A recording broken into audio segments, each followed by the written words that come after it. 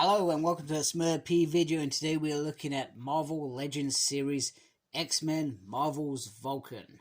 Now, apparently I don't do this enough, but please subscribe to my channel.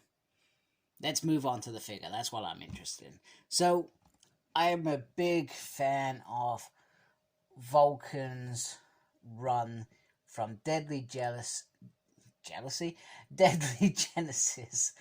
to the rise and fall of Shi'ar, and eventually how it ended in War of the Kings. Now, recently they've, due to resurrections, they've brought Gabrielle back.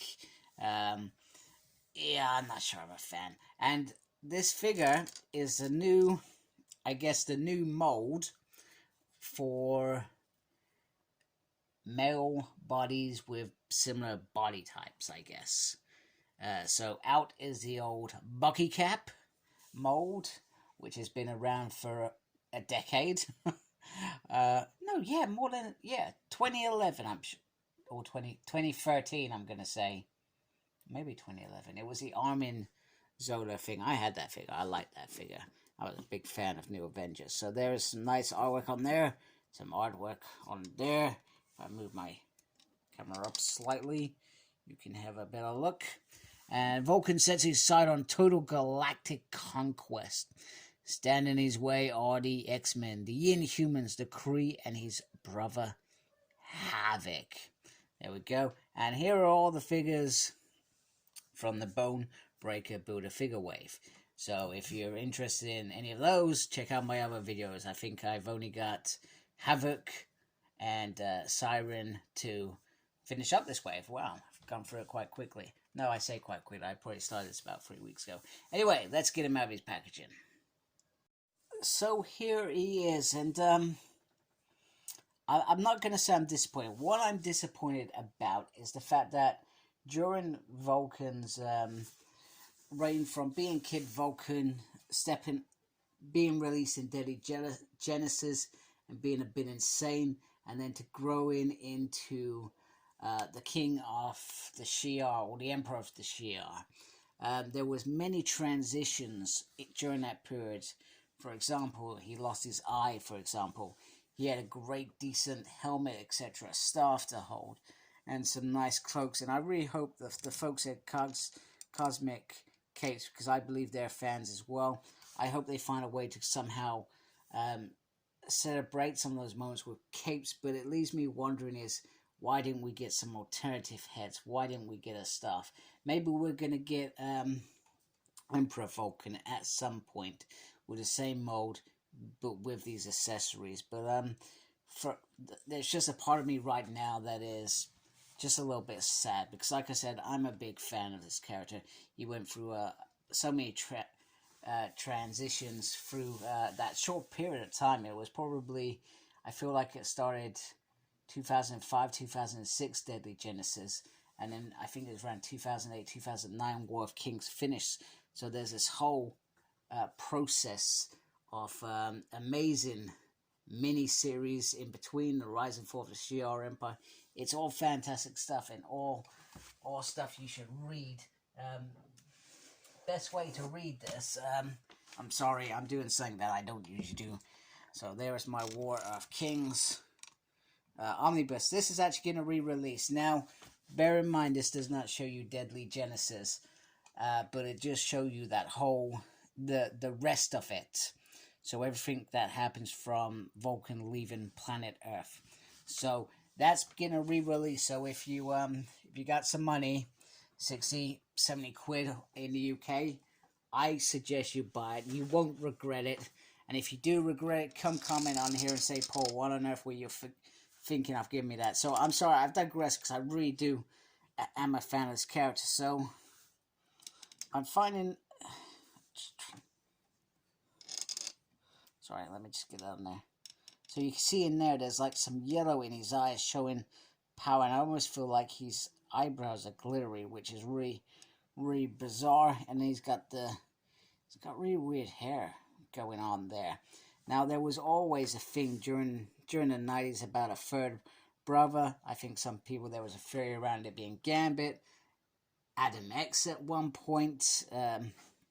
And then those theories were set aside later on, and it was somebody who we never met before, we didn't know existed, and it was some ways part of Xavier's failings as a leader. So if I understand this correctly, these are now the Pinless Arms. So before you would have seen, in fact I can show you, you would see like pins in there, and these are meant to be pinless, which makes them even more better than they were before. So, but let's look at articulation, and bear in mind, I don't ever pretend to be an expert when it comes to articulation. There are lots of great reviewers out there that do it. I'm just very simple. So the head does move all the way around, can move down, can move up. The arm has a butterfly on it, which is always handy. It has a spinny on there. I mean, mine's got a little bit of paint scuffle there, which is a shame, but hey ho, it's not in the body of it.